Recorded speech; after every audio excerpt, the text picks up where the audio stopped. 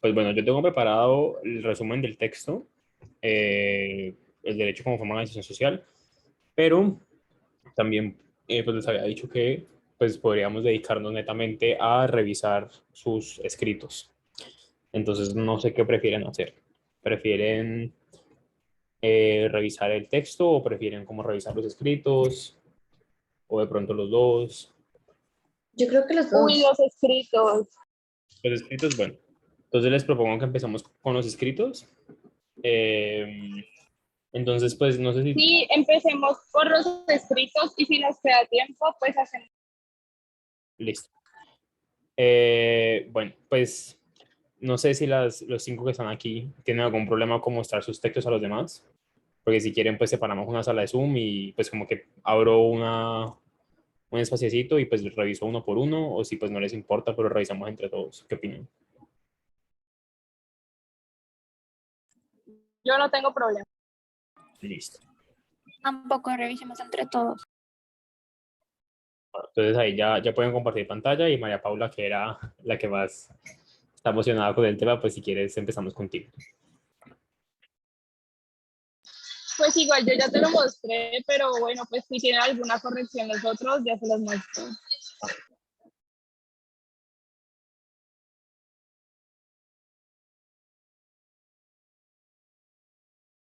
Ahí puedes compartir pantalla.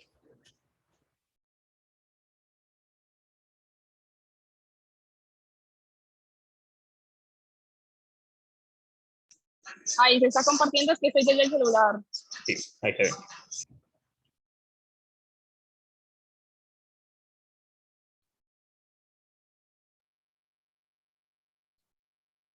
Listo. La propuesta de pues lo voy a leer. La propuesta de Niklas Luhmann se dedica a analizar los problemas sociológicos a partir de su teoría de los sistemas sociales. Cada uno de los sistemas es autopoyético, es decir, que cada sistema es lo suficientemente autónomo para producir sus propios componentes. Dentro de esa teoría, Luhmann describe y explica la sociedad como un sistema de comunicaciones. En la teoría de sistemas, la sociedad son sus comunicaciones, son su realidad empírica. Los elementos que se pueden observar y estudiar, la teoría de sistemas identifica cómo operan las comunicaciones dentro de un mundo físico y cómo operan los diferentes subsistemas de comunicación uno al lado del otro. Afirma que la sociedad no está compuesta por individuos debido a que los seres humanos son un sistema más y son el entorno del sistema social. En el pensamiento de Luhmann, los seres humanos forman parte del entorno, mientras que los sistemas sociales consisten únicamente en comunicaciones. Explica que las comunicaciones son lo que permite la existencia de sistemas sociales, de interacción con el entorno y construcción de sentidos y significados. Establece las principales características de los sistemas. La primera es que son cerrados a nivel operativo. El sistema funciona para sí mismo independientemente del entorno. El entorno solo puede afectar el sistema cuando produce irritaciones. La segunda es que los sistemas se producen a sí mismos. Ahí faltaría colocarlo en plural. A sí mismos. Y finalmente, la tercera, los sistemas son autorreferenciales. Debe existir un mecanismo de comunicación interna y específico del sistema. La autodeterminación y el complemento estructural están relacionadas. Todo sistema se adapta a su entorno, si no, no podría existir. Esta teoría de sistemas sociales tiene como finalidad comprender el comportamiento de una organización, tomando en cuenta sus metas, procesos y su relación con el medio ambiente al cual debe adaptarse. Listo, súper. Yo estuve revisando otro trabajo de estos, de Luhmann, y lo que hacen es enfocarse también en el tema de la globalización. Entonces, pues eh, entendiendo la sociedad como un sistema y que los subsistemas como por la economía o no sé, pues el derecho incluso y puede ser un subsistema, terminan como, como trabajando entre ellos para que la sociedad funcione en sí misma. Entonces de pronto eso te podría interesar como añadirlo, pero pues a mí así me parece que está perfecto, la verdad. Lo único fue lo de las citas que te comenté, porque o sea, esa cita así como que dañó un poquito la lectura. Entonces, pues, pero el resto a mí me parece que está súper bien. No sé si los Ok, demás. entonces no le hago ningún tipo de corrección. Yo no se la haría, personalmente, Dale, muchas gracias. con gusto. Bueno, entonces no sé quién más quiera mostrar su texto.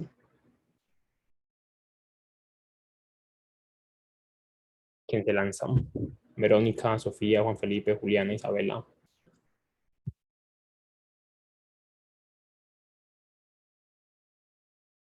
Pues, o sea, yo la verdad apenas lo estoy haciendo, solamente que me metí como para que socializáramos lo que teníamos que leer, lo que estoy leyendo también, y pues de ahí lo termino, entonces por eso pues.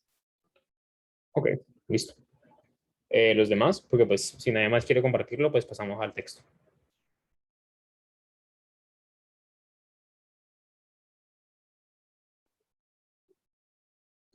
¿Nadie? Ok. Igual, pues lo que pueden hacer es, Sofía, cuando lo termines, si quieres me lo mandas a WhatsApp y yo le pego una revisadita. Dale, muchas gracias. Igual para todos, si quieren me lo mandan después, cuando lo terminen, si me lo tienen hecho, con toda la confianza. Bueno, entonces, pues hablemos de la lectura. Les tengo esta imagen. Ahí la están viendo. Porque precisamente vamos a hablar un poquito de lo que significa el control social. Entonces, pues les traigo una referencia a 1984, la novela de George Orwell, pues que todo, yo creo que todo el mundo conoce.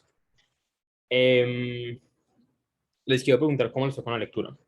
¿Qué les pareció? A mí me parece que esa lectura es un poquito larga, es un poquito pesada, pero me parece que es una lectura buena y que hace un muy buen resumen de las diferentes perspectivas sobre lo que es el derecho, al menos en su término funcional. Entonces, no sé si tengan comentarios, cómo se sintieron, cuéntenme, ¿les gustó, no les gustó, les aburrió, no les aburrió?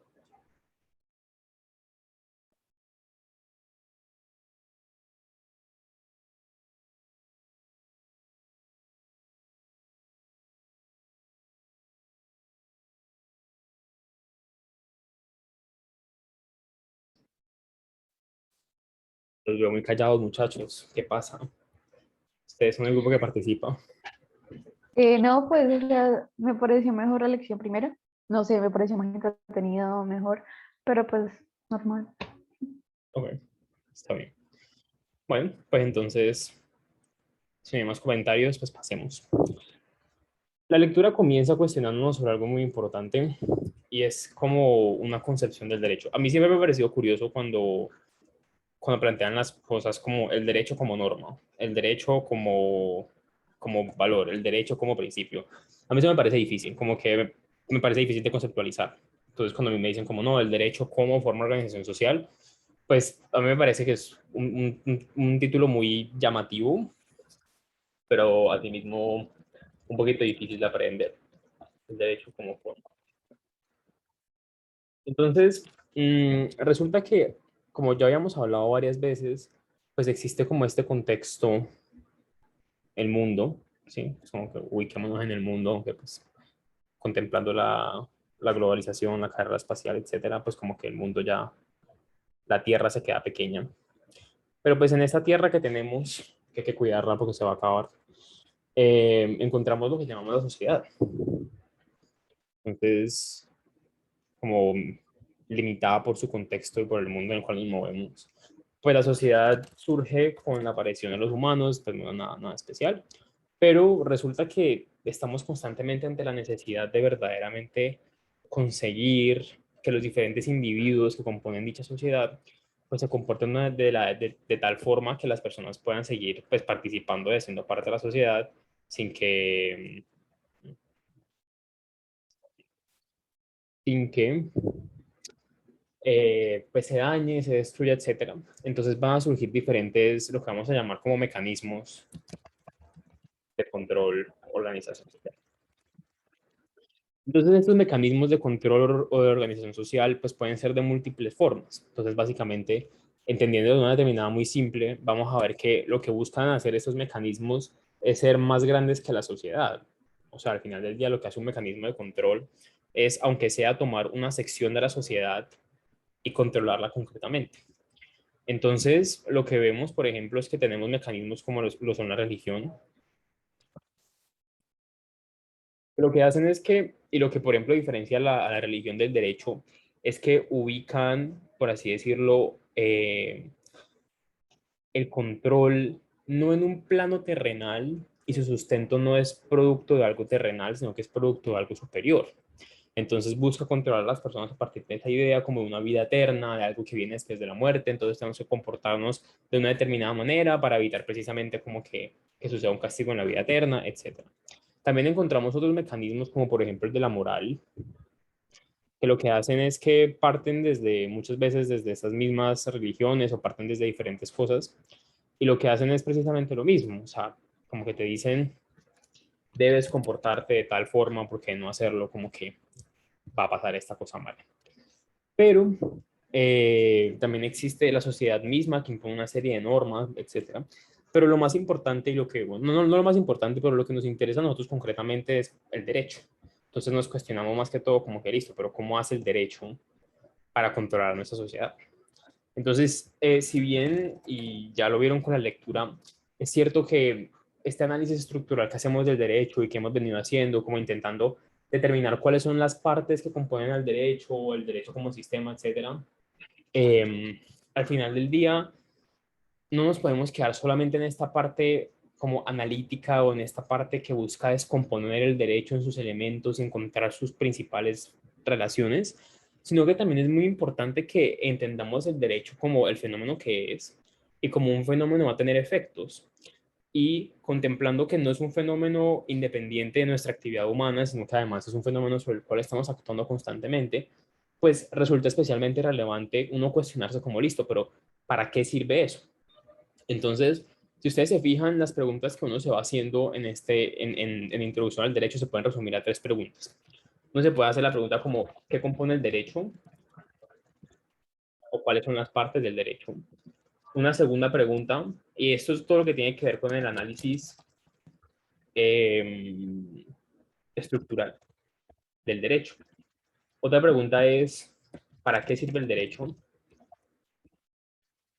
Y todo esto tiene que ver con el análisis funcional. Y tercero es como, ¿qué sustenta el derecho? Y esto es lo que tiene que ver con un análisis valorativo o axiológico. Entonces lo que vemos es que el derecho va a tener esas diferentes dimensiones y nosotros, como los juristas que estamos en los que nos estamos convirtiendo, queremos entender esas cosas y queremos, pues básicamente contestar a esas preguntas. Entonces, lo que estamos haciendo ahora precisamente es partir desde esta idea de que el derecho es una forma de organización social. Y en ese orden de ideas, lo que hacemos es ubicar al derecho dentro, eh, nos estamos ubicando concretamente, perdón, en esta segunda pregunta de para qué sirve el derecho. Entonces, una vez ya tenemos eso claro, pues yo no les diría a ustedes con tanta facilidad como, ay, podemos sacar la religión, la moral y la sociedad de la ecuación, sino que antes yo les diría, hay que pensarlo bien. Y ahí les dejo una pregunta para que piensen, o sea, en este como creación gráfica que les estoy dibujando, el derecho es este recuadro marrón. Y siempre está la pregunta, pienso yo, es una pregunta que siempre me hago, es como, ¿el derecho como que limita a la sociedad? O sea, ¿el derecho es más grande que la sociedad y la constriñe? ¿O será que el derecho no es más que algo que está contenido dentro de la misma sociedad? No sé ustedes qué piensan. ¿A alguien le gustaría opinar? Yo creo que el derecho está contenido en la sociedad porque primero pues se establece, o sea, es que va muy de la mano, por eso es como algo muy difícil de definir exactamente, pero yo creería eso porque para que, pues sí, para que una sociedad funcione se necesita al derecho, pero pues ella lo crea. Totalmente de acuerdo. Pero fíjate, hay algo que Verónica hace y que yo aportaría algo más a su respuesta, y es que hay áreas en la sociedad que no están reguladas jurídicamente. Y les doy un ejemplo muy simple. El alquiler de vientres no está regulado en el derecho colombiano. Entonces, eso significa que es muy difícil que el derecho se ubique aquí como así por fuera, porque pues van a haber áreas, o sea, si decidimos dividir la sociedad en pedacitos, pues resulta que es como difícil como que el derecho sea capaz de entrar en todas esas áreas. Entonces, por eso yo tendería a estar de acuerdo con la respuesta de Verónica. Pero también existe otro lado de la moneda y es decirnos como que listo, sí, puede que el derecho no haya regulado eso todavía, pero siempre existe la posibilidad de que lo haga. Entonces podríamos seguir entendiendo el derecho como algo más grande que la sociedad. Entonces, pues, siento que es interesante como hacer la pregunta porque pues a uno lo cuestiona mucho, porque también va a dar cuenta de ustedes cómo perciben su carrera y cómo perciben su trabajo. Entonces, Verónica reconoce que el derecho no es lo único que hay y que hay que aceptar que hay otros elementos que están por fuera de él y eso está muy bien. Eh, Pero entonces todo esto para decirles como definitivamente van a haber secciones de la sociedad, como la religión y la moral, que van a existir y que de todas maneras van a estar enmarcadas en el derecho, porque es que resulta que las personas religiosas no pueden hacer lo que se les dé la gana por el simple hecho de seguir una religión.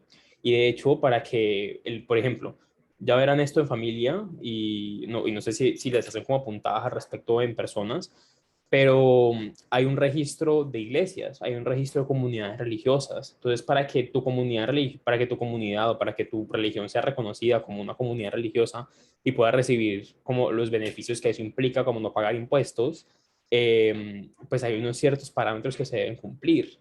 Esos parámetros obviamente los impone pues el Ministerio del Interior, si no estoy mal, pero definitivamente es cierto que pues, como que el derecho se está involucrando en esos temas.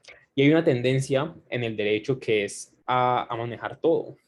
Entonces eso es curioso, eso lo pueden ver en Norberto Bobbio, lo pueden ver con fenómenos como la constitucionalización del derecho privado. Es muy interesante porque es como cuestionamos como que listo, ¿cuál es el lugar del derecho dentro de la sociedad? Todo esto para simplemente decirles como definitivamente ubicar al derecho por fuera o dentro de la sociedad implica muchas cosas. Y si vamos a ir con esta visión, en realidad, yo no creo que Peces Barba haga una referencia muy directa a esto en el trabajo, pero lo que sí es cierto es que de todas maneras seguimos entendiendo el derecho como este fenómeno y como esta oportunidad para organizar la sociedad. Entonces, lo que nos plantea en un primer momento la lectura es lo siguiente, como que hay 4 tipos de organizaciones sociales y esto lo hace según Max Weber, o Weber, como se pronuncia. Entonces van a ver que hay 2 factores. Está el irracional, y está el formal y el material, me imagino. Entonces esta dicotomía, si trabajaron con Luhmann se darán cuenta de lo curioso que es, lo mucho que estamos acostumbrados a pensar en dicotomías. Y una buena crítica a Luhmann definitivamente es eso, como que es muy blanco-negro, como que, bueno, se podría ver a Luhmann como un crítico de eso de pronto, pero bueno. ¿Qué nos va a decir Max Weber? Nos va a decir, pues resulta que hay diferentes momentos dentro de la historia del derecho y lo que encontramos es que va a haber un primer momento, estos cuadritos, todos estos son ordenamientos jurídicos y esa transición no es tan evidente, yo creo, o sea, a mí no me parece tan evidente, no me parece tan, pues no sé, como tan absoluta, pero nos quedamos con lo que dice Weber. Y es que hay un sistema que va a ser irracional formal, hay uno que va a ser eh, irracional material, hay uno que va a ser racional formal, o racional material, y hay uno que va a ser racional formal. Entonces, les pregunto, ustedes, si leyeron la lectura o si no la han leído, no importa, pero como que su intuición, ¿qué les dice? ¿Por qué creen que hay una transición? Y recordemos que, y aquí les doy como el chancuco literal, recordemos que Weber es un sociólogo, un filósofo moderno, ¿sí? ¿Qué pasa aquí? O sea, ¿qué pasa en este momento para que pasemos de sistemas que son irracionales a sistemas que son racionales? Porque como que no les parece curioso el hecho de que primero teníamos los irracionales formales y después el irracional material. Pero aquí sucede lo contrario. Una vez pasamos a los sistemas racionales, partimos desde lo material y terminamos en lo formal. ¿Qué sucede en ese momento? O sea, recordemos que Weber lo plantea una línea del tiempo. O sea, esto es desde lo más antiguo hasta lo más contemporáneo. ¿Qué pasa en este momento? ¿Ustedes qué dicen? Pues es que antes creo que los irracionales hacían parte de las sociedades primitivas Sí, y por ahí. pues los racionales Ajá,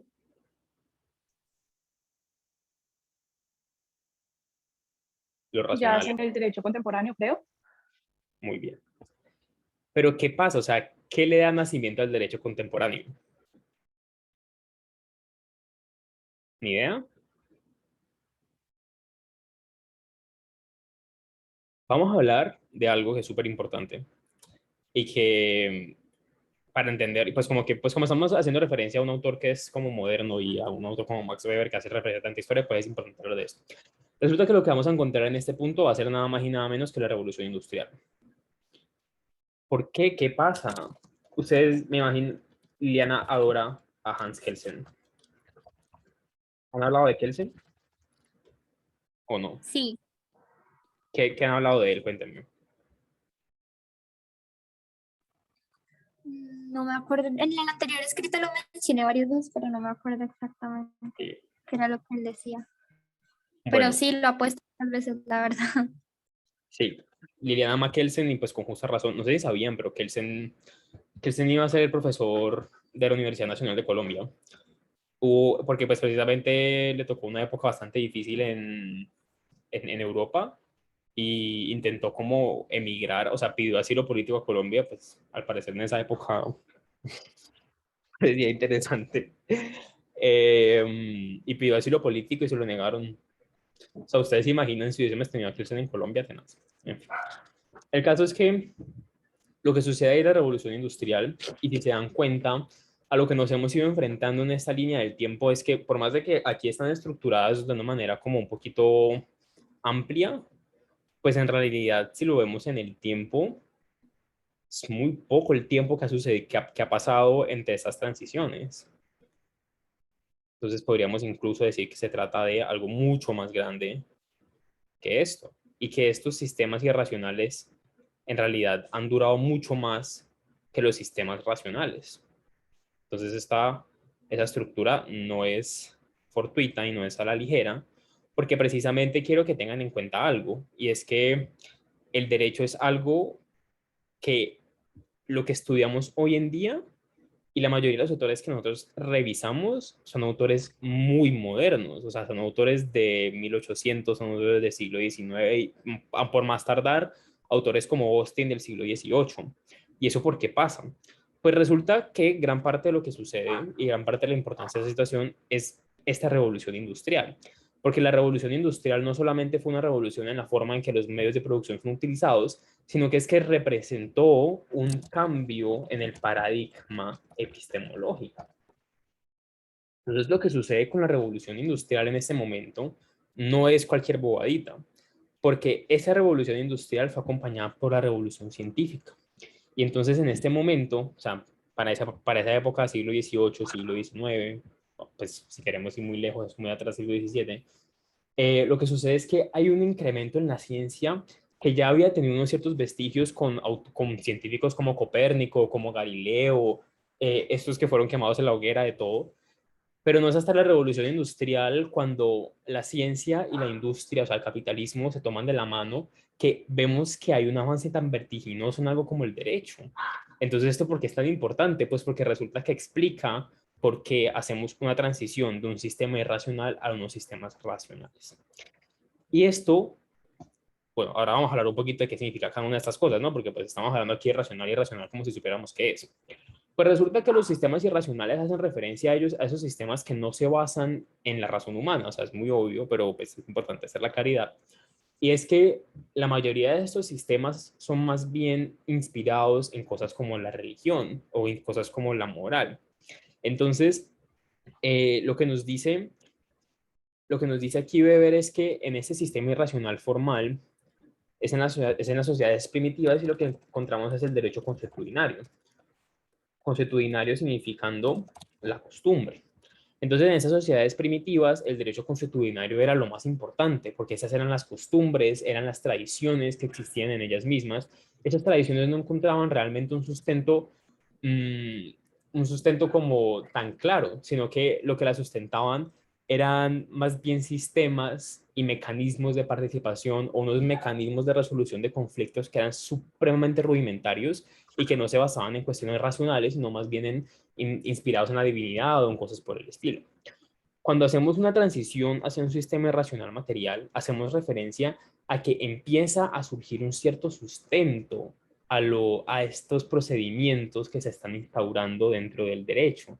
Y entonces si bien sigue siendo propio de de las sociedades primitivas, en este momento hablamos no tanto de un derecho consuetudinario, sino de un derecho casuístico. Y esto, pero ¿qué significa esto y por qué es tan importante esta distinción entre el consuetudinario y el casuístico? O sea, el consuetudinario no es casuístico en tanto los tribunales, y bueno, no tanto los tribunales, sino las personas como los jueces de esa época, no se encargaban realmente de resolver las cosas a partir de referentes. Como que en una tribu de, no sé, África del Norte, no es que dijeran, no, es que a Sofía la castigamos con no sé, la castigamos con tener que ir a cazar los mamuts. Entonces, como Verónica cometió un delito similar, también la vamos a castigar con 2 años de cazar mamuts. No, o sea, fue algo completamente distinto. Porque entonces, simplemente como era derecho consuetudinario, pues el origen y el fundamento de las decisiones no era el pasado, sino precisamente la costumbre. Entonces ustedes me dirán, pero bueno, pero ¿cuál es la diferencia entre la costumbre y el pasado? Pues resulta que el pasado tiene una característica que es mucho más material. Eso significa que se devuelven y que se autorreferencian. Eso no sucede en un sistema irracional formal, porque solamente se sustentan en sus creencias. Y esas creencias, si bien son tradicionales y si bien son producto del pasado, pues en realidad no hay esta relación tan directa. El derecho casuístico, todo lo contrario, lo que hace es ir tomando y se va construyendo por ladrillitos. Entonces, cada caso es un ladrillito en el gran sistema del derecho, en la gran forma en que se van tomando las decisiones. Entonces, ¿por qué es irracional material? Porque es que esta distinción que yo creo que ya se las había explicado entre el formal y el material, es que el material tiene un sustento y tiene un sustento que si bien en este caso sigue siendo irracional, porque se sigue como justificando una cierta profecía de los casos, sí es cierto que su justificación es muy distinta, sobre todo porque dice, pues es que esto así lo hemos hecho, así debemos seguirlo haciendo, y esta fue la decisión que tomamos, entonces vamos a seguirlas tomando. Entonces empiezan a surgir conceptos como el de seguridad jurídica, empiezan a surgir conceptos, obviamente no eran tan claros, pero sí tenían un cierto sustento un poquito distinto al del derecho consuetudinario. Cuando sucede y cuando llegamos a este punto en la revolución industrial, pasa algo distinto, y es que esta relación de racionalidad desaparece. Y precisamente Weber habla de que hay una racionalidad y de que hay una racionalización de Occidente. Entonces él lo que dice es, las personas se empezaron a cansar de que las autoridades tomaran decisiones con base en cuestiones irracionales, como por ejemplo, no, es que Luis XIV es el rey sol, entonces como él es el rey sol, pues él está en la capacidad de tomar la decisión que quiera, porque él es un enviado de Dios, y como es un enviado de Dios, pues entonces simplemente tenemos que obedecerlo y ya. No, o sea, la gente llega a este momento de la revolución industrial, se da cuenta de lo que ha pasado con la ciencia, aparecen autores como Kant que te dicen como no, es que tienes que atreverte a conocerte, tienes que atrever a conocer, tienes que buscar el conocimiento. Y eso hace que el derecho empiece a concebirse desde razones y empiecen a reconocer que la autoridad tiene una responsabilidad de responder. Entonces, esta relación es súper importante y como que a Liliana también le gusta mucho esto porque ella habla mucho del derecho como razones. Porque lo que ha pasado, y por ejemplo, podemos hablar de lo que se llama el giro argumentativo, es que precisamente cuando llegamos a este punto de la revolución industrial, y lo que les digo, o sea, como que nosotros trabajamos con autores que son netamente modernos, o sea, el autor más viejo con el que trabajamos es Austin, y eso que pues muy poco, bueno, ni siquiera podemos incluso, no, es como Austin y Hobbes los más viejos que tratamos. Si mucho hacemos una referencia a los contractualistas como Rousseau, pero los contractualistas no, o sea, realmente trajeron muy poco al derecho, como que, o sea, en fin. El caso es que ese racionalismo que surge, pues tiene una característica muy importante y es que hace que las autoridades empiezan a justificar. Y cuando empiezan a justificar, por eso hablamos de que primero hay una materialidad y después hay una formalidad en el derecho.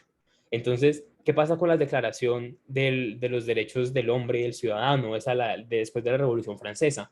Pues que eso es un sustento que netamente material, eso es supremamente sustantivo. Te dicen, todos los hombres por el hecho de ser hombres tienen derecho a tales cosas. Primero, la libertad. Segundo, la libertad de opinión, la libertad de culto, lo que sea.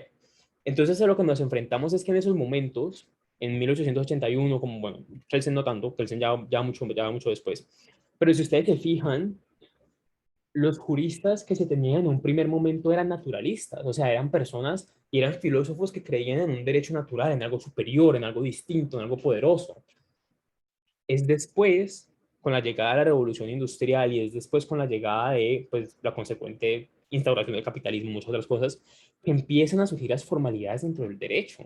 Y que entonces nos decimos como que, bueno, pero ya empieza a ser como importante no solamente tener el código civil, no solamente tener el código del trabajo, no solamente tener esta declaración tan bonita de los derechos del hombre y del ciudadano, sino que es que los jueces tienen que tener un procedimiento y tenemos que encauzar la labor de los jueces. O sea, los jueces no pueden decir como, no, es que con base en los postulados del derecho natural y los postulados de la Declaración del Hombre y del Ciudadano. Sí, claro, como que se hace mucha referencia a eso. Pero al final del día, ¿qué pasa? Que una cierta formalidad se empieza a tomar el derecho. Y de hecho, Norberto Bobbio habla de que hay una cierta burocratización del derecho. Y esa es una tendencia muy contemporánea. Ustedes ven que cada vez hay más trámites.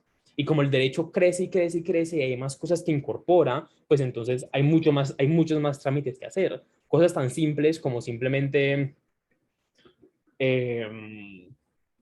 como un ejemplo, las uniones maritales de hecho, como que si ustedes viven por más de 2 años con una persona en un mismo hogar, ustedes pueden ir a una notaría y decir, no, es que esta persona es mi compañera permanente. Entonces, en ese sentido, pues yo quiero que disfrute de los derechos de ser mi compañero permanente, entonces yo quiero que, por ejemplo, pueda disfrutar de mi pensión, pueda disfrutar de mis beneficios laborales, de mi seguridad social. Entonces, ustedes lo declaran. Eso como que es un trámite. Y si bien está muy bien y tiene un sustento material muy importante, pues es un trámite. Es así de simple. Entonces, a lo que nos enfrentamos es a que los derechos, es que los sistemas jurídicos y el derecho, primero recibieron un sustento material fundamentado en la razón humana, diciéndonos cosas como, es que los seres humanos somos iguales por naturaleza, nadie puede ser esclavizado, pero no es hasta ahora que empiezan a surgir esos aparatos formales que permiten materializar esos derechos. Les doy otro ejemplo. En la Constitución hay un montón de normas que tienen que cumplirse y hay un montón de cosas que el Congreso debe legislar y que no ha hecho. Un ejemplo de eso es en penal. Se supone que aquí en Colombia también hay un sistema de, como en Estados Unidos, que hay jurado.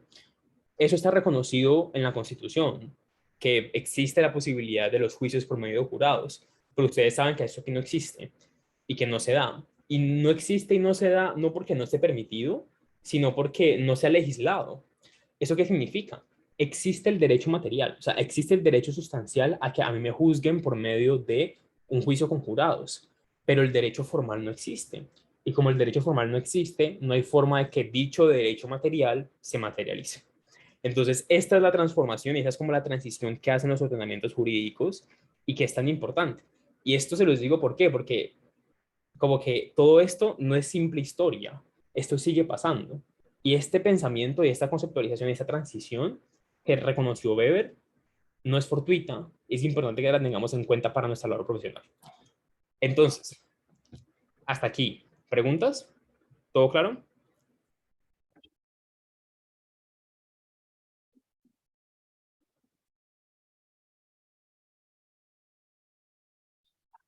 ¿Preguntas?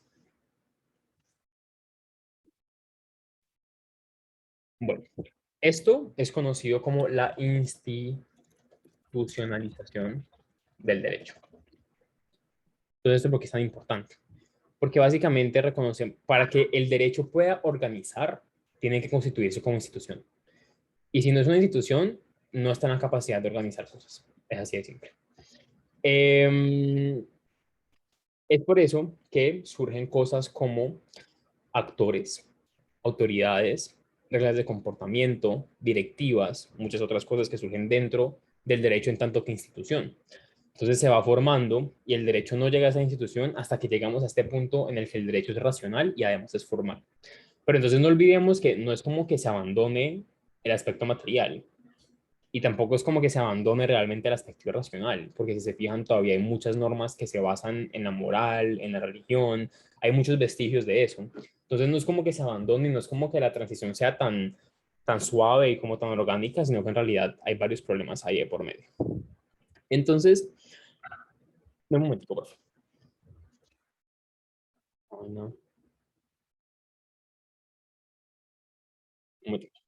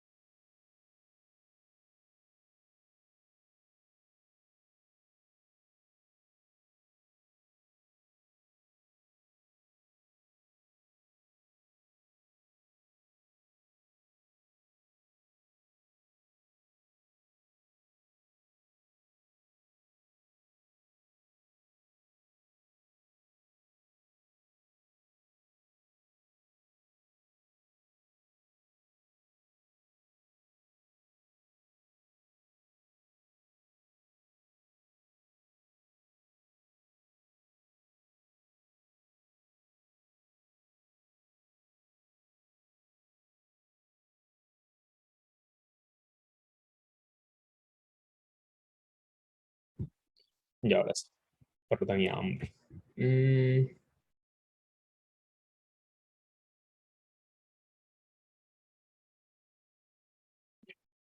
Entonces, vamos a hablar del segundo apartado, que es como el control social. Entonces, resulta que surge la pregunta de que, pues definitivamente, el derecho en tanto que mecanismo para organizar socialmente, para organizar la sociedad, pues debe cumplir con ciertas funciones para que pueda hacer ese trabajo de manera lógica y de manera adecuada, pues porque si no, como que pues, no hay nada que hacer. Pero entonces, básicamente, lo que se hace es que el derecho crea una creación de un modelo normativo en el cual se establecen ¿qué? Pautas de conducta que deben ser cumplidas y que de lo contrario se sancionará. Entonces, ¿qué pasa? Cuando reconocemos que el derecho está en la capacidad de controlar la sociedad, pues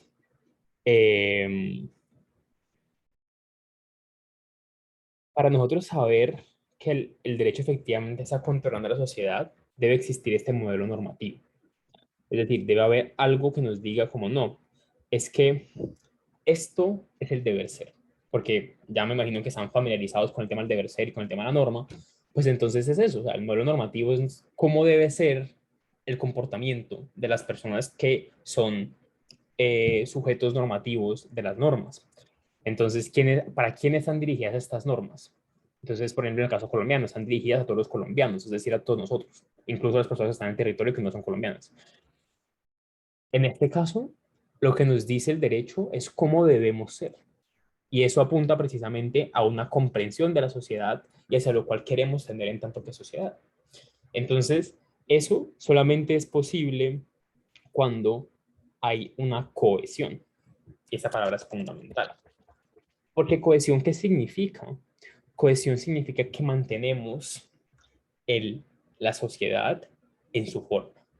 Entonces, es como cuando ustedes han visto sus videos de alfarería. No sé si los han visto. Imagino que sí.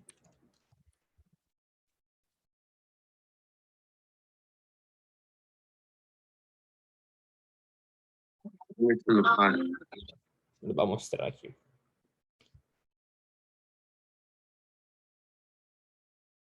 Vean esto, ¿no?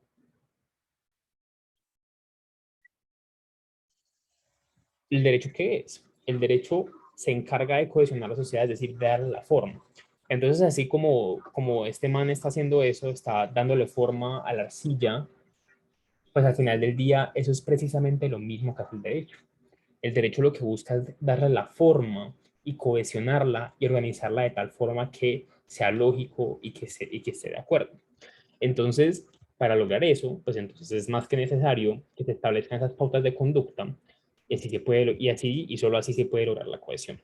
Pero entonces, ahí surge la pregunta como que listo, o sea, ya sabemos que necesitamos la cohesión, pero o sea, ¿cómo lo logramos? Como que, ¿qué es lo que mantiene, qué es lo que mantiene cohesionada a la sociedad?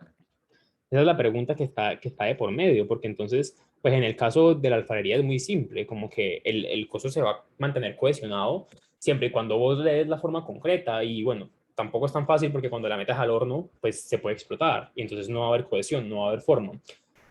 Eso es a lo que nos estamos preguntando hoy en día con el derecho. Es como, ¿cómo hacemos que el derecho logre que la sociedad mantenga esa forma y que cuando sucedan situaciones coyunturales, cuando metamos a la sociedad al horno, ¿cómo hacemos para que la sociedad no explote?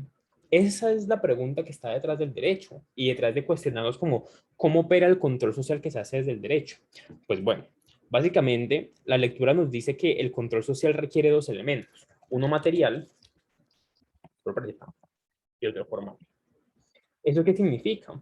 Significa que necesitamos estos elementos normativos y valorativos. Necesitamos el sustento, necesitamos el fundamento. Pero eso no es suficiente. Es lo que les decía ahorita con Weber.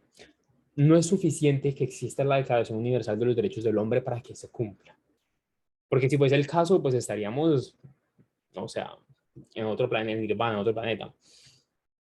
Son necesarios también esos elementos formales que te van a decir cuáles son los procesos, cuáles son los mecanismos que el derecho tiene a su disposición para que esos contenidos materiales sucedan.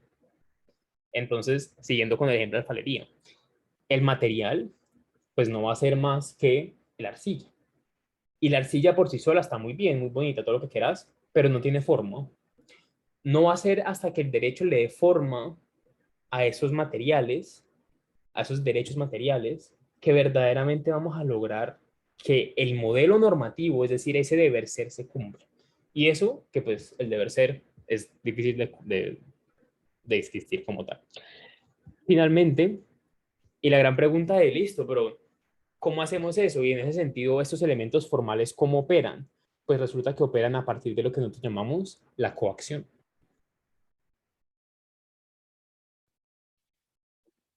La coacción no es el uso de la fuerza, no se confundan. O sea, no es el uso de la fuerza. La coacción es la posibilidad de usar la fuerza. Es decir, el derecho tiene la posibilidad de usar la fuerza para que tú cumplas con lo que está dentro del modelo normativo. Y eso es súper importante, porque entonces, ¿qué es lo que nos dice? Nos dice como que la coacción es el mecanismo principal por medio del cual el derecho puede hacer eso. Pero resulta que la fuerza no solamente es física. Ustedes ya verán en penal que cuando uno habla de violencia, la violencia no solamente se ejerce por medio de fuerza física, sino que también hay fuerza pues, psicológica, que podemos llamar así. Hay, por ejemplo, en el caso está la violencia simbólica, está la violencia económica. Hay muchos tipos de violencia porque existen muchos tipos de fuerza. Y de hecho, en ese sentido, la fuerza es muy relativa, como que hay muchos factores que entran para uno determinar qué es la fuerza.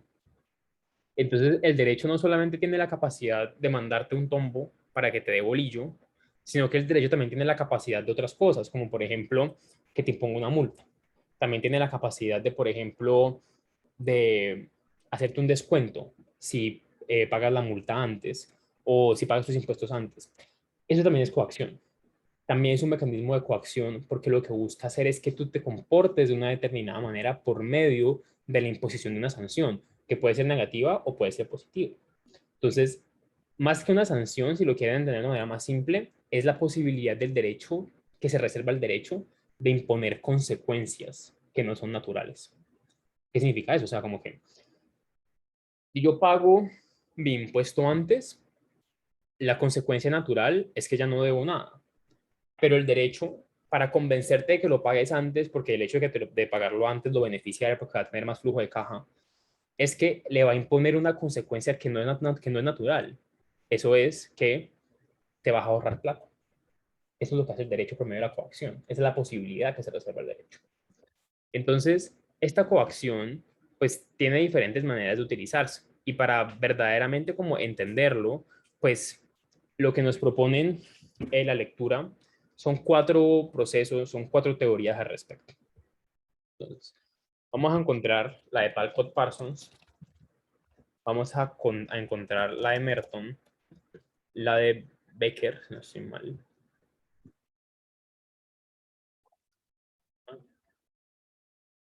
La de Becker y una que se llama Labeling Approach. Esas son las 4 teorías que nos va a proponer la lectura respecto de procesos como de reconocimiento social. Entonces, vamos a entrar una por una. La de Parsons es un proceso. Entonces, te va a decir, hay 2 etapas básicamente. Hay una primera etapa de socialización.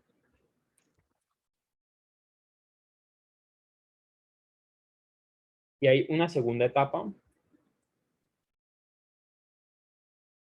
que se va a llamar la etapa de coacción, o sea, el momento en el cual el derecho coacciona. ¿Qué va a decir Parsons? Pues resulta que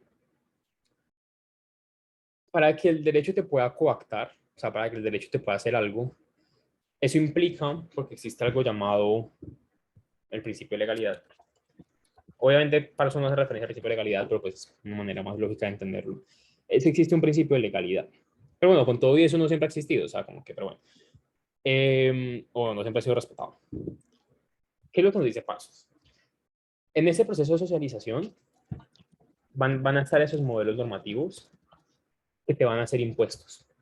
Y van a haber diferentes instancias y diferentes lugares que el derecho se ha reservado y que la sociedad misma se ha reservado para socializarte.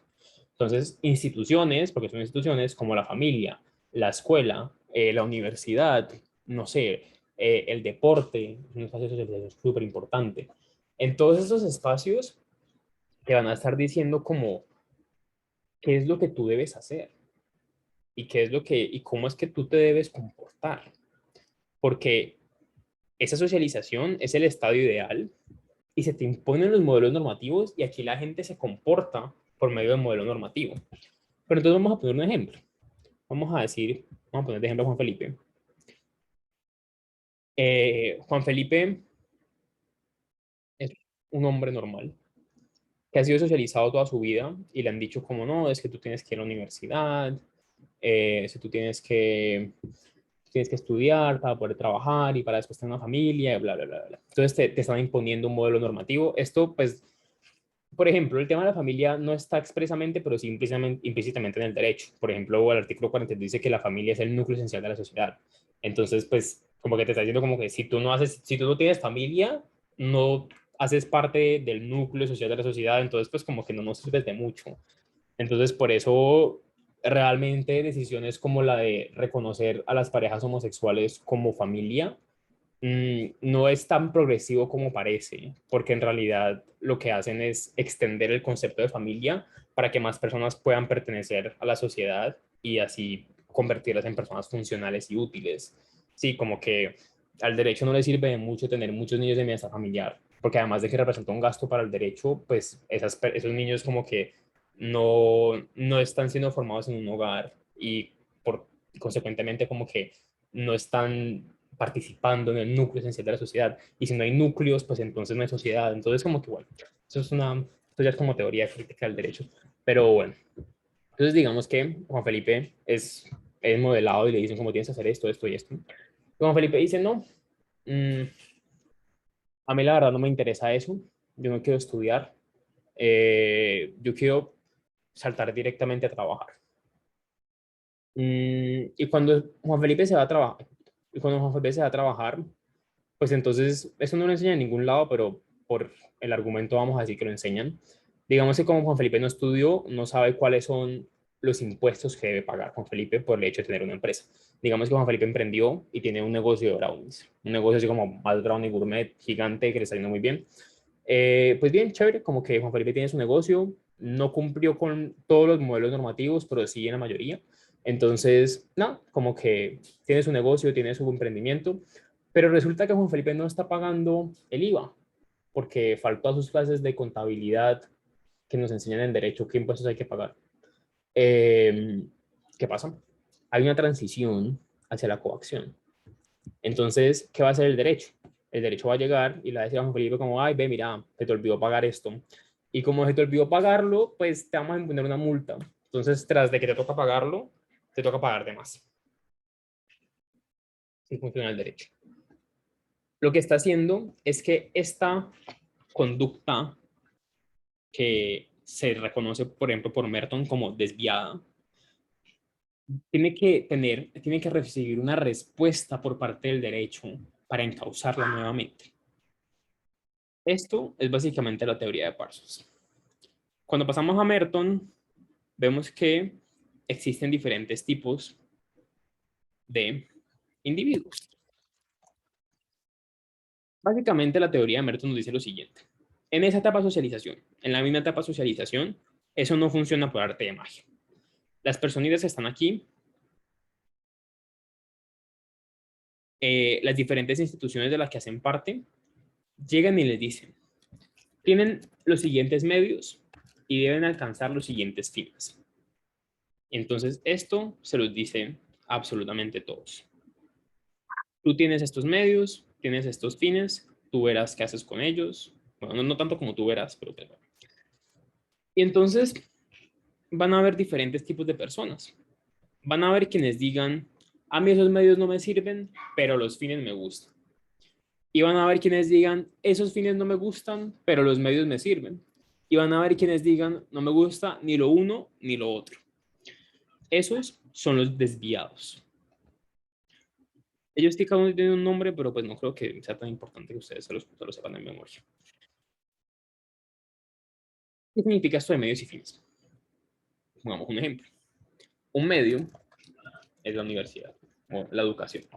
Hablamos de la educación superior. ¿Cuál es el fin de la educación superior? Pues el fin de la educación superior es formar ciudadanos profesionales competentes para que entren al aparato laboral y sirvan de algo, básicamente. Así a muy grandes rasgos, ese es el fin. Entonces van a haber quienes digan, con el caso de Juan Felipe, que pusimos anteriormente, pues a mí ese medio no me interesa, como que a mí yo no me quiero educar, yo lo que quiero es trabajar. Eso está muy bien, ¿no? O sea, como que saquémonos de la cabeza esa idea de que hay que ir sí o sí a la universidad, porque no hay que venir sí o sí a la universidad, esto debería ser una decisión, no algo impuesto, pero pues eso es lo que hace el sistema, como que te impone los medios y te dice como que tú tienes que ir a la universidad, si tú quieres tener plata, si tú quieres tener tu emprendimiento, tienes que ir a la universidad. No es muy cierto, pero bueno. Pero entonces Juan Felipe, ¿qué hizo? No estuvo de acuerdo con los fines, no estuvo de acuerdo con los medios, perdón, pero pues al final del día sí estuvo de acuerdo con el fin, como que pues al final del día sí es un ciudadano profesional competente que entra al aparato laboral y sirve de algo, porque pues está produciendo empleo, está pagando impuestos, todo lo que quieran ver. Pero resulta que hay quienes no, que de hecho todo lo contrario. Hay quienes, por ejemplo, entran a la universidad, hacen parte de la educación superior, pero nunca se gradúan y hacen otra cosa. O pueden volverse, no sé, delincuentes. Pueden pasar muchas cosas. Pero si entran a la universidad, o sea, utilizan el medio, o inclusive, no sé si conocen este caso de Nayib Bukele, que él era, que él era reconocido porque se encargaba de hacer los acompañamientos a los estados, o sea, a los gobiernos, de cómo evitar el lavado de activos. Entonces, él tenía el medio, como que él fue, estudió, me imagino que era estudiado Derecho y tuvo sus especializaciones en temas de control del riesgo, etcétera. Y su fin de ser un ciudadano profesional competente que entra al sistema laboral y que sirve de algo, en una medida sí se cumplió, pero resulta que Nayib Bukele lavaba plata, solo en Colombia. Entonces, Nayib Bukele, pues lo que hace básicamente es utilizar su conocimiento, o sea, utilizar los medios, pero no para el fin que estaban pretendido. Entonces, no está ayudando al Estado, no está ayudando a la sociedad, sino que antes le está haciendo un daño porque está lavando plata. Eso es un comportamiento desviado. Y ya les expliqué qué es lo que hace el derecho en ambos casos. El derecho en el caso de Juan Felipe, ¿qué hace? Le impone una multa. Y el derecho en el caso de Nayib Bukele, ¿qué hace? Pues lo manda a la cárcel. Entonces, esa es la teoría de Merton básicamente sobre la desviación, que van a haber personas, bueno, y un tercer ejemplo de que no están de acuerdo ni con los medios ni con los fines. Están, digamos, por ejemplo, los guerrilleros, las FARC. Esos individuos lo que hicieron fue lo siguiente. Ellos dijeron, nosotros queremos, bueno, ellos de pronto pueden compartir los fines, pero por propósito de argumento, digamos que no los comparten. Digamos que los guerrilleros creen que la sociedad no debe ser socialista, sino capitalista. Entonces, es que no debe ser capitalista, sino socialista. Es un ejemplo como que eso no es de todo cierto, pero bueno. Y el derecho te dice, si vos querés cambiar la forma en que la sociedad está estructurada, pues tenés que hacer parte del derecho, o sea, tenés que incorporarte al derecho y pues como que cambiarlo desde adentro. Pero entonces los guerrilleros dijeron, no. Bueno, no es tanto como que hayan dicho que no, la verdad, en gran parte es, bueno, dijeron no, no vamos a usar ese medio, no vamos a usar, no vamos a utilizar los medios de participación ciudadana, no vamos a lanzarnos a puestos de elección público. Estoy como simplificando mucho, ¿no? Como que muchos sí se lanzaron, pero bueno. Y tampoco compartimos el fin de la sociedad o el fin de ese sistema, que es, que es hacer personas que pertenecen al sistema capitalista, sino que creemos que debería ser comunista. Pues entonces ellos ni lo uno ni lo otro. Entonces, ¿qué hace el derecho ahí? Pues precisamente lo mismo. Los manda a la cárcel, en los peores de los casos, pues los asesina. Eso es lo que hace esta teoría social. Decirte, existen algunas personas que no están de acuerdo con los medios o con los fines o con ninguno de los dos, y estos comportamientos en los que ellos incurren se denominan desviados, o sea, no son deseados para el derecho. Entonces, en tanto no son deseados para el derecho, pues lo que hacemos es imponer diferentes métodos de coacción para que esas personas se vuelvan a encaminar y vuelvan a servir a la sociedad. Esa es la teoría de Merton, a muy grandes rasgos. El labeling approach de Becker consiste en lo siguiente. Labeling approach theory. ¿El qué dice? No, pongámosle nombres. Pues. Teoría de la desviación.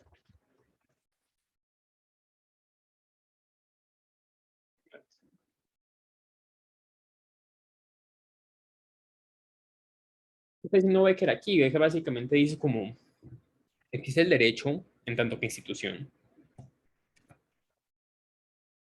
Y el derecho en tanto que institución pues tiene diferentes agentes y diferentes autoridades. Entonces en su seno tiene cosas como por ejemplo la policía, el SMAT, el ejército, la fiscalía, otras diferentes instancias y autoridades que se encargan de algo muy paila, y es decir, como que existen esos grupos sociales. Entonces existen las personas negras, existen las personas homosexuales, bueno, que pertenecen a la comunidad LGBTIQ+, existen las mujeres, existen, no sé, los indígenas. Entonces, esas instituciones lo que hacen es lo siguiente, es observar a estas diferentes comunidades y dicen algo muy concreto respecto a ellas, algo muy simple. Y es que dicen, todas estas,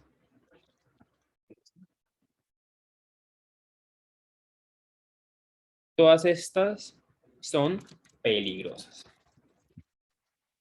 Entonces, como son peligrosas, el actuar de esas instituciones, como que, ¿qué es lo problemático? O sea, que es que lo que hace es que les impone la etiqueta, por eso se llama labeling approach, de peligrosas. Entonces te dicen, no, es que las personas negras tienden a robar, es que las personas, los gays son promiscuos, entonces incurren constantemente en el delito de exhibicionismo, se te dicen es que las mujeres abortan, es que los indígenas, no sé, tienen malicia indígena. Entonces lo que hacen es utilizar todos los estereotipos que existen socialmente y perseguir a estas personas por culpa de esos estereotipos. Entonces lo que hacen es imponerles estas etiquetas de peligrosas y las persiguen constantemente. ¿Y esto qué hace? O sea, esta teoría de Becker, ¿qué parte? Parte desde el hecho de que naturalmente estas las personas que componen esos grupos no son peligrosas, sino que son las mismas instituciones del derecho las que por medio de diferentes estereotipos les imponen esas etiquetas, y es lo que se podría llamar una especie de desviación social secundaria, porque lo que termina haciendo es que sanciona a estos sujetos, y si se fijan, como que no es coincidencia que les haya esos circulitos y no le hayas dicho, y yo no les esté hablando de personas en concreto, sino que les estoy hablando de comunidades, porque lo que hace esto es etiquetar a la comunidad entera y castigar a la comunidad entera, porque cuando en las cárceles de Colombia hay un mayor porcentaje de personas negras que de personas blancas, pues eso implica sí o sí que hay un estereotipo, y ese estereotipo se va reproduciendo en las cabezas de todas las personas y hace pensar que las personas negras tienden a ser delincuentes, cosa que es mentira. Entonces, ¿qué pasa? Que sí o sí termina afectando a estas personas, y las oportunidades que pueden tener a su disposición son mucho menores que las de las personas blancas. Entonces, por eso surgen cosas como la discriminación positiva, para precisamente como contrarrestar el efecto de que las instituciones del derecho, los agentes y las autoridades del derecho, tengan dentro de sus prácticas este etiquetamiento. Entonces, esto lo que hace es que los individuos no sean sancionados porque hayan realizado una infracción concretamente, sino que son sancionados porque pertenecen a una comunidad en específico y hay una asociación. Entonces, claro, ustedes ahí me dirán como, bueno, pero pues, ¿qué pasa? Como que en principio el derecho penal sí se asegura de que hayan cometido el delito antes de sancionarlos, y sí, efectivamente es cierto, pero esto es con muchas reservas, y pues hay muchas falsas condenas, lastimosamente, y hay muchas falsas condenas, lo que termina produciendo que haya muchas personas en las cárceles que no deben estar en la cárcel. Y por eso, muchachos, una pena como la pena perpetua o la cadena perpetua o la pena de muerte es muy paila, porque si a alguien lo sancionan incorrectamente y lo matan, pues como que mataron a una persona inocente. Entonces, pues, por eso, además de que es inconstitucional, pero bueno. Eso sucede con el Labyrinth Approach Theory de Becker. Y entonces, por último, nos habla de que existen diferentes tipos de control social. Entonces nos dicen como no, es que bueno, perdón. Hasta aquí todo claro. Becker, Merton, Parsons, ¿todo claro?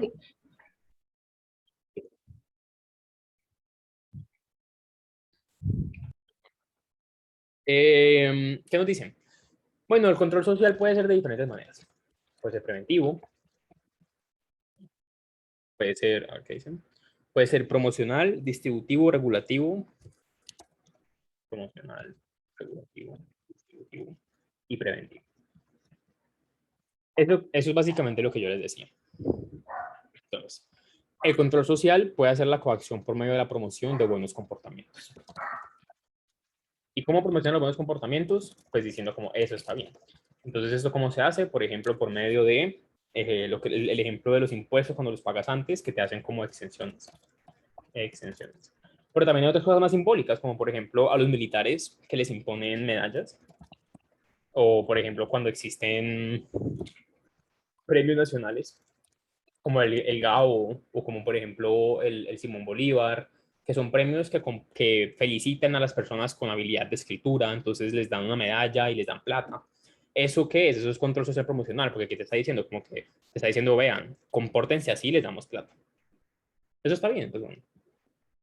El regulativo, que lo que busca hacer este control social regulativo no es promocionar buenos comportamientos, sino más bien regular los malos comportamientos. Entonces, lo que hace simplemente es que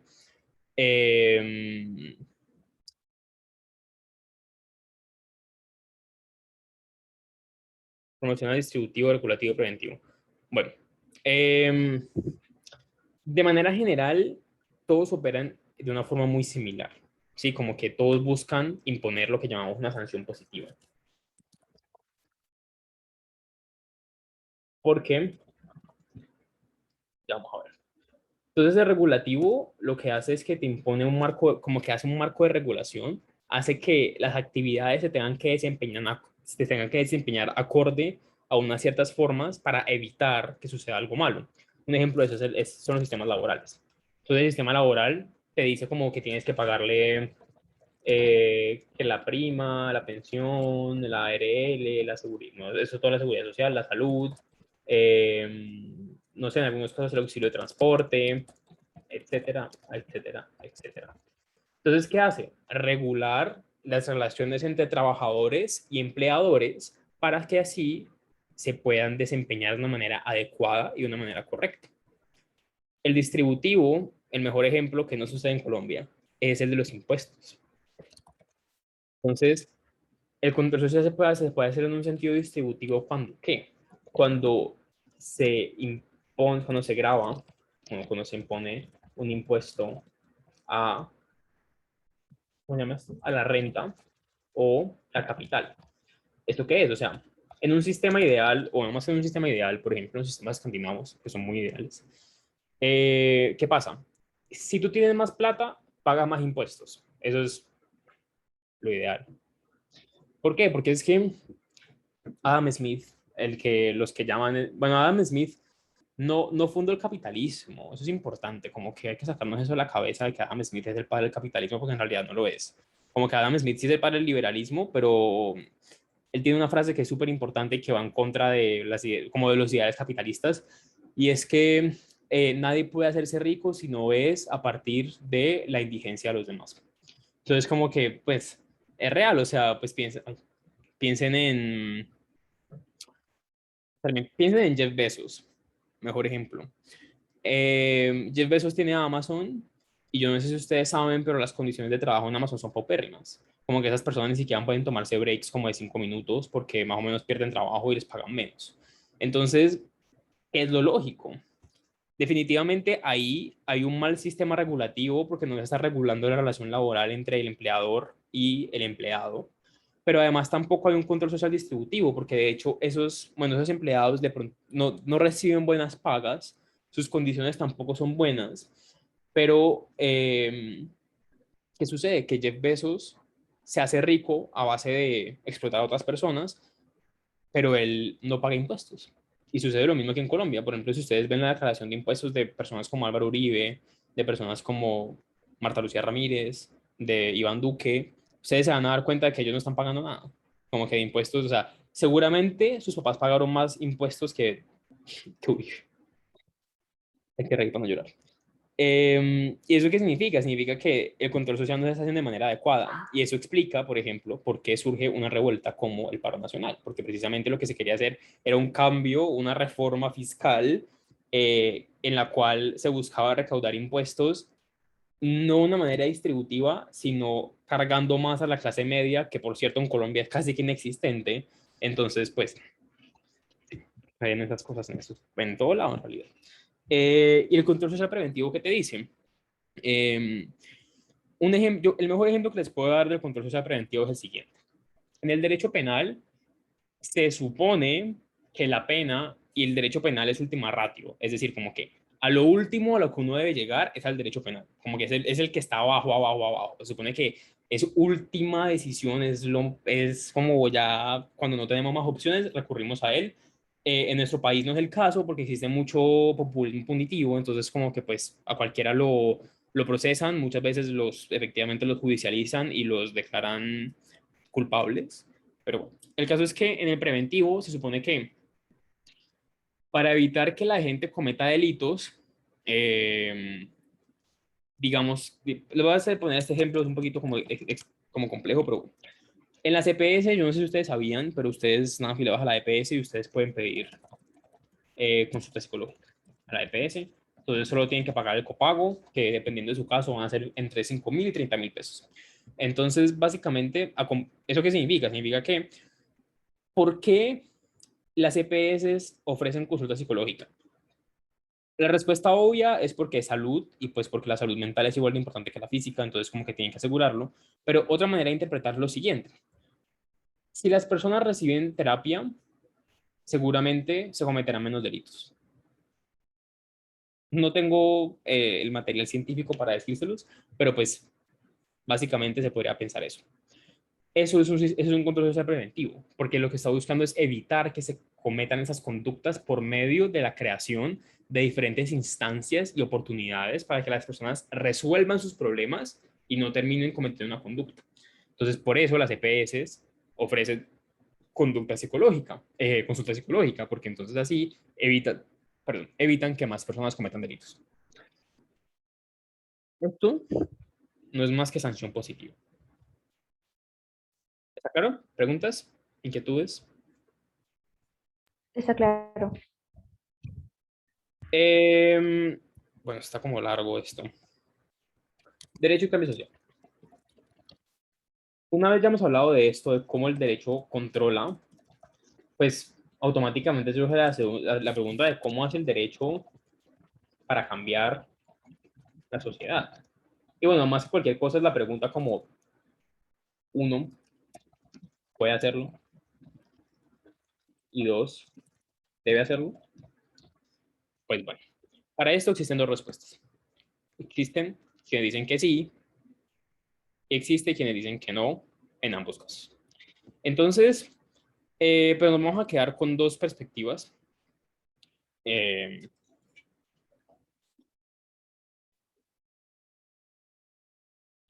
Entendamos cambio social como la redistribución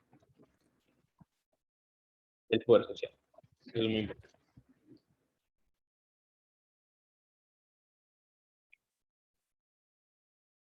Entonces, ¿qué nos dicen? Básicamente nos dice como que, bueno, el derecho puede hacerlo, partamos de la premisa de que sí, sí puede hacerlo, pero entonces nos queda la duda como debe hacerlo. Pues entonces hay quienes dicen no, entre esos. ¿Y cuál es su tesis? Nos dicen como el derecho debe remitirse a reflejar los cambios en sociedad, no debe provocarlos. Entonces, entre eso está especialmente la escuela histórica, pues la por Savigny. También encontramos a otros, como por ejemplo Stammler, Marx y Weber. Stammler, Weber. ¿Ellos qué nos dicen? Nos dicen que básicamente el derecho solamente debe hacer eso, como reflejar los cambios en la sociedad. Y lo dicen desde posturas diferentes, no sé. ¿Quieren que ahonde en eso? No sé qué tan importante sea como... O sea, la tesis principal es eso, como que el derecho solamente debe remitirse a explicar eso. Y otros que dicen como sí, es súper importante que el derecho debe ser motor social. Entonces, entre esos que nos dicen que el derecho debe ser un motor social, pues encontramos algunos como la teoría de la legislación,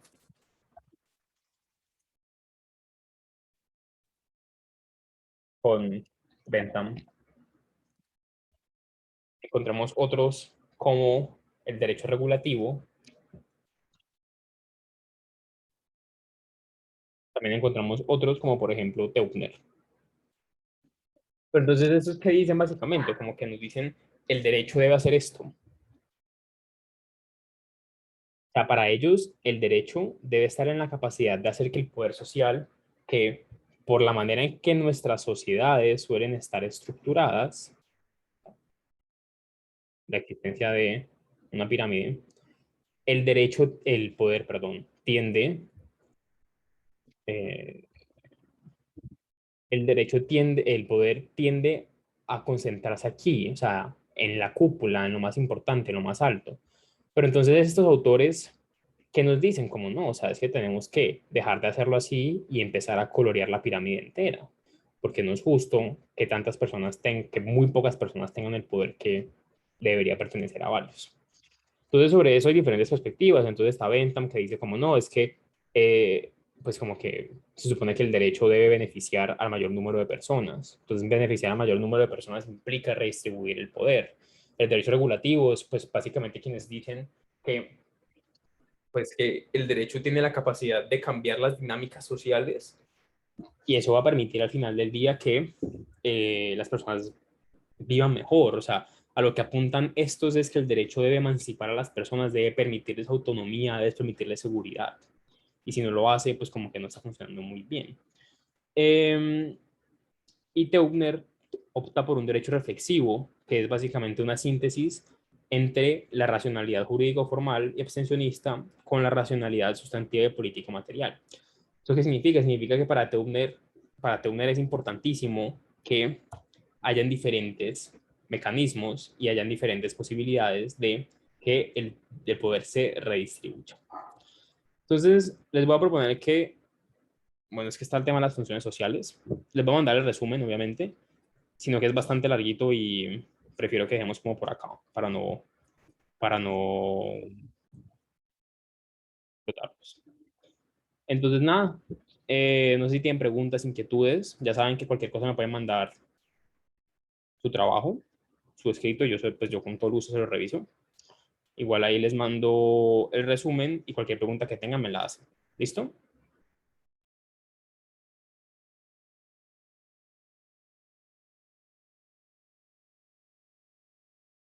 ¿Listo? Sí, gracias. Ve, te podía mostrar si esto ya es formato